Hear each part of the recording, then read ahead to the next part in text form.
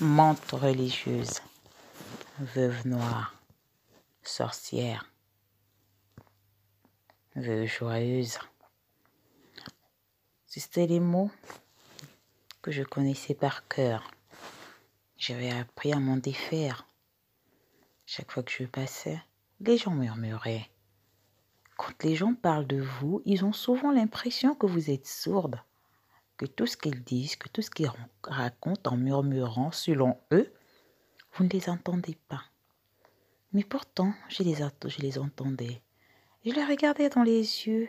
Certains levaient les mains pour me dire bonjour, bonsoir, et même par ironie. D'autres demandaient comment j'allais. Ils prenaient de mes nouvelles, comme ils disaient. Est-ce que ça va? Ah, je répondais avec un large sourire. Oh oui, je vais très bien.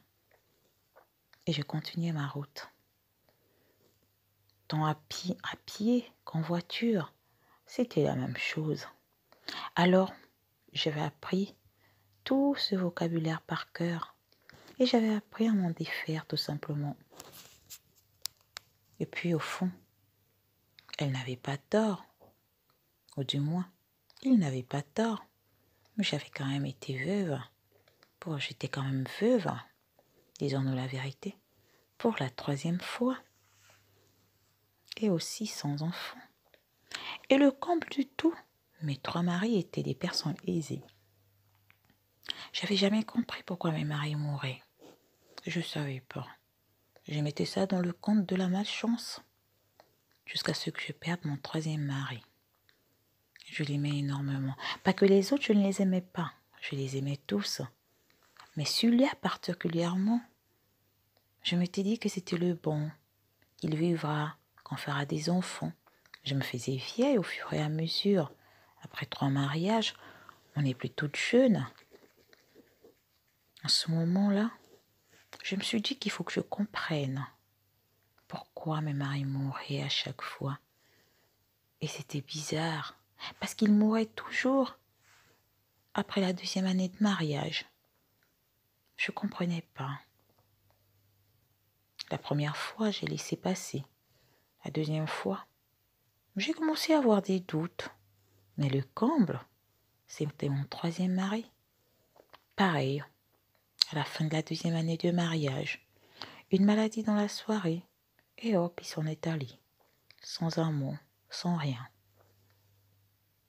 On m'appelait la femme cimetière, la menthe religieuse.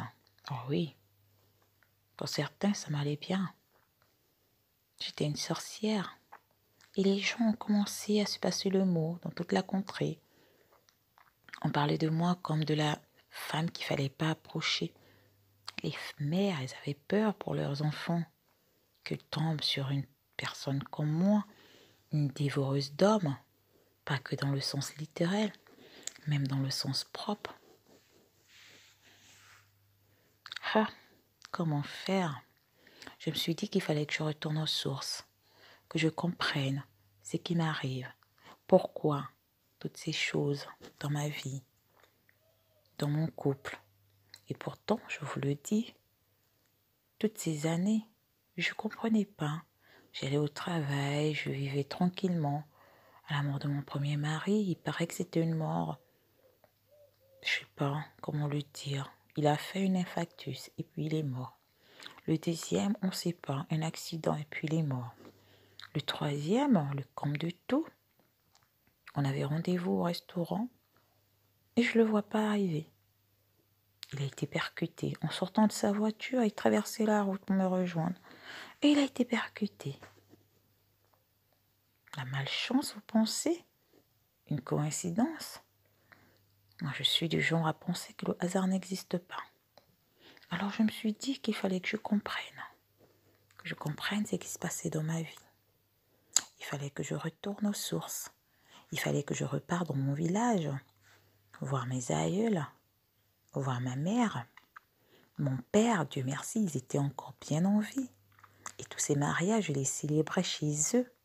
Il fallait que je comprenne qu'est-ce qui se passe réellement. Alors cette année-là, après la mort de mon mari, Parce qu'il faut le dire, chaque fois, la première année que j'ai perdu mon mari, les gens ont eu pitié de moi, j'étais tellement jeune. Je suis restée dans la même ville. Pour le deuxième mari, j'ai dû changer de ville, c'était invivable. Et là, pour le troisième mari, il fallait que je me creuse un trou. Il fallait que je me cache. Les nouvelles allaient tellement vite. Les gens étaient tellement pressés. Et tout le monde voulait s'affairer. Ceux qui ne me connaissaient pas, ils inventaient même des histoires sur moi. Ils inventaient même des choses que j'ai jamais vécues. Certains disaient même que j'avais été l'amante de leur cousine, de leur cousin, que leur cousin, après ça, il est décédé d'une mort mystérieuse. Ça allait dans tous les sens. Mais moi, il fallait que je comprenne. Alors, quand j'ai pris mes congés, je me suis dit, je vais aller voir mes parents. Je vais aller voir ma famille. Essayer de comprendre. Peut-être faire un bain comme chez nous. Ou une délivrance. Il fallait que je comprenne ce qui se passe réellement dans ma vie.